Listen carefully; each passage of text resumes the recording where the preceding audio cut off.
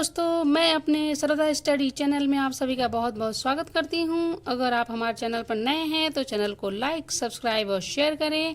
Bell icon को दबाना ना भूलें। तो चलिए दोस्तों, आज का टॉपिक हम अपना शुरू करते हैं। दोस्तों, आज का टॉपिक है वर्णमाला, और वर्णमाला में हम लोग पार्ट 3 पढ़ेंगे। इससे पहले हम लोग पार्ट 2 में हम लोग क्या पढ़े थे, स्वरों के भेद पे बात किए थे। आज हम लोग उसके आगे पढ़ेंगे। तो आइए हम लोग आज देखते हैं क्या क्या पढ़ना है। आज का ये पहला टॉपिक है उच्चारण स्थान के आधार पर स्वर। ठीक है, उच्चारण स्थान के आधार पर स्वर कितने होते हैं? 6 होते हैं। और उनका स्थान कौन कौन सा होता है, इससे पहले देखने से पहले हम लोग पहले ये बात करते हैं कि ये उच्चारण स्थान कहाँ कहाँ पे होता है। तो आइए चलते हैं। दोस्तों, ये जो गला होता है, गले में एक घंटी सा लटका होता है। इसके जस्ट नीचे का जो भाग होता है वो कंठ होता है। ठीक है, और इसके स्थान से जो भी वर्ण का हम उच्चारण करते हैं उसको हम लोग आगे पढ़ेंगे कि कौन कौन सा कंठ से हम लोग बोलते हैं। ठीक है, तो ये कौन सा स्थान है? कंठ है। और ये तो सभी लोग जानते हैं। ये कौन सा स्थान है? ये ओष्ठ है। ठीक, और ये जिह्वा है, और इनको हम लोग दंत बोलते हैं। ठीक, ये दंत है।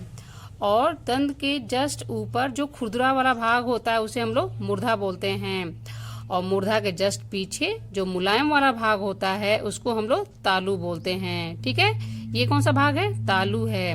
और तालु के पीछे जो दंत मूल, ठीक है, जो दांत का जो मूल भाग होता है, ठीक है, मसूड़ा और दांत के बीच में जो भाग होता है उसको हम लोग क्या बोलते हैं? वर्ष या दंत मूल बोलते हैं। ठीक है दोस्तों, तो ये क्या है? ये सब उच्चारण स्थान है। इसके स्थान से जो भी वर्ड हम उच्चारण करते हैं उनको हम लोग आइए पढ़ते हैं।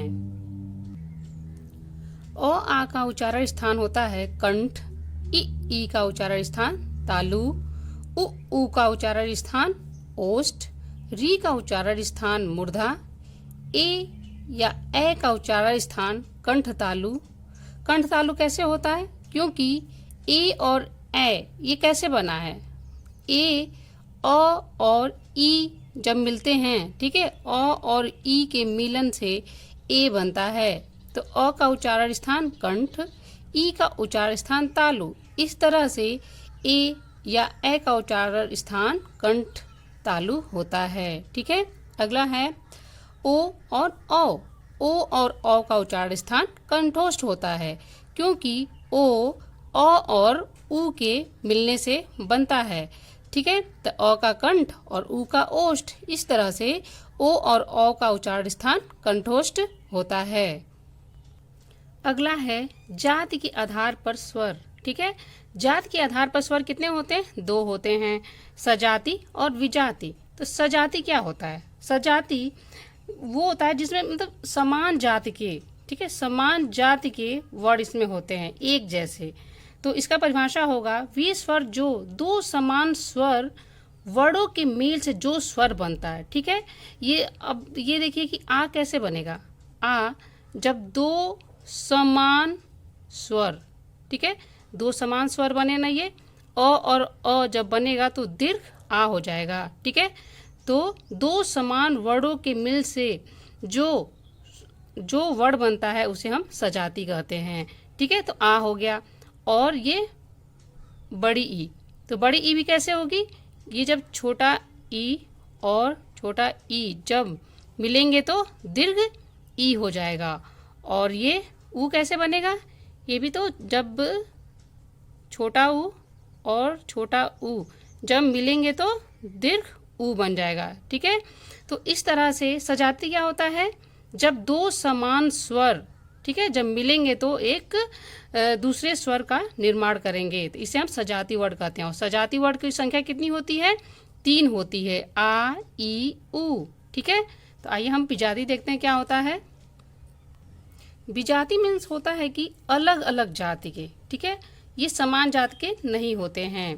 इसका परिभाषा होगा वे स्वर जो 2 अलग अलग स्वर वर्डों के मेल से बनता हो उसे हम क्या बोलते हैं? विजाति बोलेंगे। ठीक है, तो विजाति वर्ड कौन कौन से होते हैं देखते हैं। ए, ऐ, ओ, औ, ये कितने हैं? 4 हैं। विजाति के वर्ड कितने होते हैं? 4 होते हैं। ठीक है, तो देखते हैं ये विजाति कैसे हो जा रहा है, क्योंकि ये समान जाति के वर्ड इसमें नहीं हो रही, ये अलग अलग जाति के होते हैं। तो ए कैसे बनता है, ए अ किससे मेल करेगा, ई से। अ और ई जब मेल होता है तो ए बनता है। देखिए दोनों की जात अलग अलग हैं, और इसमें क्या था सजाति में, दोनों में एक जैसे मतलब एक जैसे जाति थे, एक ही वर्ड जब मिल रहे थे तो क्या हो जा रहा था, दूसरे वर्ड का निर्माण हो रहा था। लेकिन इसमें क्या है, अलग अलग जाति के वर्ड जब मिलेंगे तो एक स्वर का निर्माण करेंगे। और ए कैसे बनेगा बताइए, ये अ प्लस ए जब मिलेंगे तो ए बनेगा। और ओ, ये भी देखिए अलग ही इसमें भी वर्ड होगा, अ प्लस उ जब मिलेगा तो ओ हो जाएगा। और अ कैसे होगा, अ प्लस ओ जब मिलेगा तो क्या हो जाएगा, अ हो जाएगा।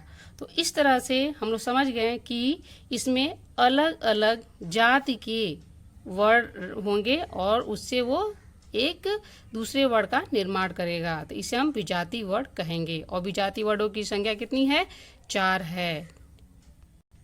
अगला है ओष्ठाकृति के आधार पर स्वर। तो ओष्ठाकृति के आधार पर स्वर कितने होते हैं, 2 होते हैं। कौन कौन से होते हैं, एक होता है वृत्ताकार या वृत्तमुखी। वे वर्ड जिनको बोलने में हमारा ओंठों का आकार कैसे हो जाता है, गोल हो जाता है, ठीक है। उनको बोलने में हमारा मुख जो ओष्ठ होता है, मुख नहीं ओष्ठ होता है, वो गोल हो जाता है। तो कौन कौन से वर्ड है, आइए देखते हैं। उ ऊ ओ औ, ये जो 4 वर्ड हैं इनको बोलने में हमारा ओष्ठ की आकृति वृत्ताकार हो जाता है। और दूसरा है अवृत्ताकार या आवृतमुखी। इसमें क्या होता है, हमारा मुख वृत्त के आकार का नहीं होता है, ठीक है।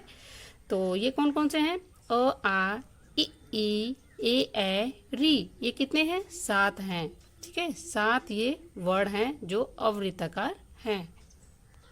अगला है जीवा के आधार पर स्वर। तो जीवा के आधार पर स्वर हम कितने होते हैं, 3 होते हैं, ठीक है। 3 आधारों पे हम जीवा के आधार पर स्वर को देखेंगे, ठीक है। तो कौन कौन से, एक अग्र स्वर, मध्य स्वर, पश्च स्वर। ये कैसे, मान लीजिए ये जिह्वा है हमारा, ठीक है। इसका जो ये भाग होता है ये कौन सा है, ये मध्य होता है। और ये अग्र होता है। और ये क्या है, ये लास्ट का होता है, ठीक है। पीछे मान लीजिए एल मान लेते हैं, लास्ट का ये होता है, ठीक है।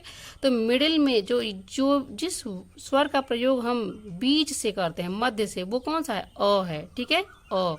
फिर अग्र से हम जिन जिन स्वरों का उपयोग करते हैं वो है इ ई ए ए री, ये 5 हो गए। और ये 6 हो गए, ठीक है। तो अगर आपको पता है अग्र स्वर मध्य स्वर, तो हमको पश्च तो अपने आप ही हो जाएगा। तो पश्च स्वर में कौन कौन से आएंगे, आ उ ऊ ओ औ। इस तरह से ये आराम से याद हो जाएंगे, ठीक है। अगला है मुखाकृति के आधार पर स्वर, ठीक है। जिन वर्डों को बोलने में हमारे मुख की आकृति बदलती रहती है, देखते हैं कैसे कैसे बदलती है, ठीक है। पहले तो ये जान लेते हैं मुखाकृति के आधार पर स्वर कितने होते हैं, 4 होते हैं। पहला है विवृत स्वर। विवृत मतलब क्या होता है, गोल, ठीक है, एकदम ओपन, खुला हुआ। जिन वर्डों को बोलने हमारा मुख बिल्कुल खुल जाए उसे हम विवृत स्वर कहते हैं। तो उसमें दो स्वर आते हैं, कौन से, आ और औ। ये 2 वर्ड आते हैं, ठीक है। इनको हम बोलते हैं विवृत स्वर।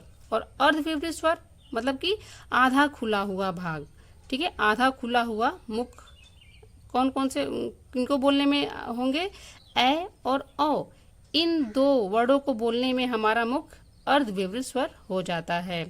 संवृत स्वर मतलब कि बंद, क्लोज होता है, ठीक है। संवृत मतलब होता ही है बंद होना।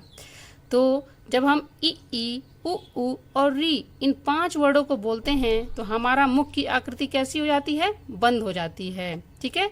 और अर्ध संवृत स्वर, इसका मतलब होता है कि आधा बंद, ठीक है, आधा बंद हो जाता है जब हम इन वर्डों को बोलते हैं। वो कौन कौन से हैं, अ ए ओ। जब हम इनको बोलते हैं तो हमारी मुख आधा बंद हो जाता है, ठीक है दोस्तों। तो आगे इसके आगे हम लोग व्यंजन पे बात करेंगे। और जो भी हम लोग ने पढ़ा दोस्तों, मोस्ट इम्पॉर्टेंट है, वर्णमाला ही पूरा इम्पॉर्टेंट है हर एक एग्ज़ाम के लिए। तो आप हमारे चैनल पे और वीडियो को देखते रहिए। अगर आपको कोई भी डाउट हो तो कमेंट में अपना मैसेज दे सकते हैं। तब तक के लिए धन्यवाद।